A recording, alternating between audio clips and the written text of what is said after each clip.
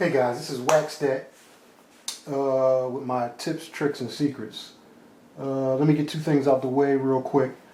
Number one is I was supposed to do some videos about 6-7 months ago, but life got in the way. I had a kid. I was looking for a house. Finally got the house. Got in. Had a couple problems with the water leaking, and then I had with all that snow we got on the East Coast, and then the rain, which followed about 3 days later. We had a leaky roof and water problems again. And then I was having my basement redone, having it finished and whatnot. So that's why these videos I'm about to put out are a little bit late. That's number one. The second thing I want to say is that as far as I go, I'm not an MV-8800 master or guru or sensei or whatever. I'm probably on the level of a maybe advanced beginner or beginning stage of a intermediate user. But what I am is what I would call a power user. And what power users do is they dig deep into their equipment and into their computers or whatever, and they try to find, tricks and whatnot, and some things that the designers of the machine never intended the machine to do.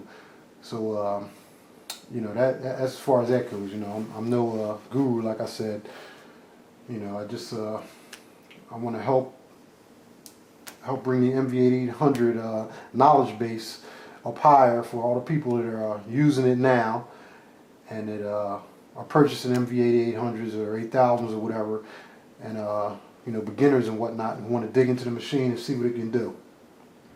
All right, as far as that goes, that's that.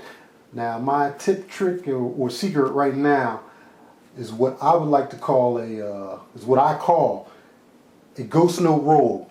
And what a ghost note roll is, I think the proper terminology or nomenclature for it, classical drummer, somebody's classically trained in drumming, would be a press roll or a buzz roll. And if you're not familiar with those concepts, think of a snare drum. If you ever hit a snare drum and you got the stick loose in your hand, and when you hit it, it rebounds an unspecified amount of times, and you kind of hear these ghost notes, kind of taper off behind it.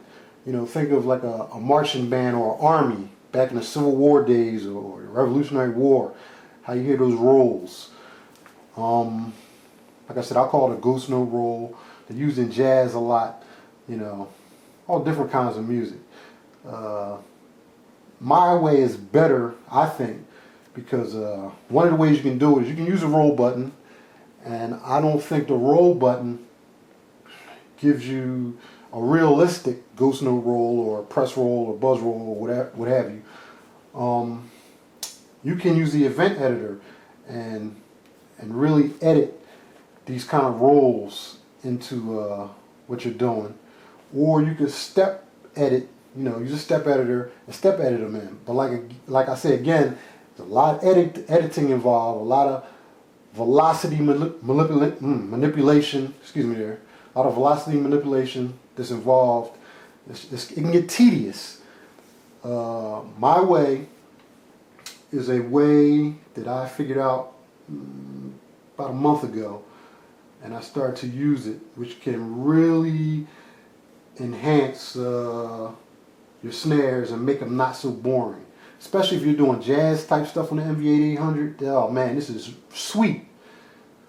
But again, like I said, it can really enhance what you're doing with your snares or whatever, your ride cymbals, your hi-hats. You can do it on any sample really, and just see where it takes you. This is a glitch, by the way. It's a glitch that I found, and I'm gonna go ahead and stop talking. I'm gonna get into how you go about doing what I call the ghost note roll.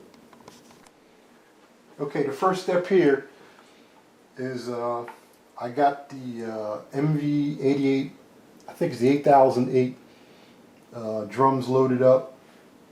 I think it's basically your classic 808 drum resampled. I got it here set up. Now what I'm going to do is I'm going to hit shift and record, and I'm going to just like that, just step in snare drum from the 8008 drum kit. My next step here is to select an audio track, and I am going to hit record.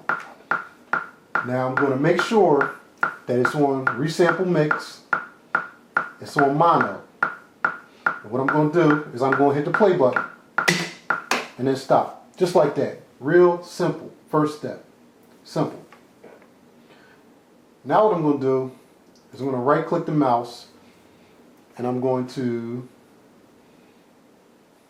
what am I going to do here? No, that's not what I'm going to do. My fault. I'm going to hit project. I'm going to go to the sample manager. I'm going to find this sample. It's the last sample in the bunch. Most likely here it is. Number 47. I'm going to preview it. There it is. And what I'm going to do is I am going to put some emphasis on it and replace it. I'm going to hit yes. Come on, mouse. Okay, the mouse don't want to work. Alright, there it is. Put a little pre-emphasis on it. Close that out. Preview. You know what, I might as well normalize it while I'm here. Okay.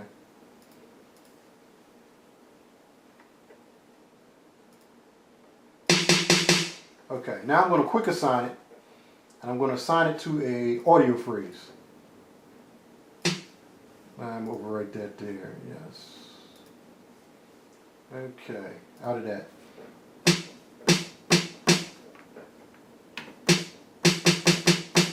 So there we have it. That's the first step. Now what I'm going to do is I'm going to hit the edit. I'm going to edit I'm going to the audio freeze edit. And this is where the magic starts to happen. I'm going to turn my BPM sync on. Okay? I'm going to make sure my bass note is at least on 4. Now here's where the magic happens. You hit your BPM button. You start rolling it down. You get to about 100. Hear that? I don't know if that's loud enough so you can hear it. Alright. Slight ghost notes. Almost like a flam or a reverse flam, because a flam is with the velocity low on the beginning, and then that last one is stronger, accented. As you start to go down, hear that? I hope you can hear it in the video. You start to go lower.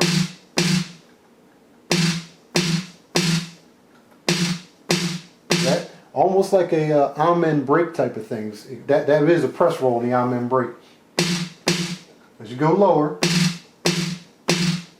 I hope you can hear that. Now, as you go lower, you're going to get different permutations of the ghost note roll. If you give you different flavor.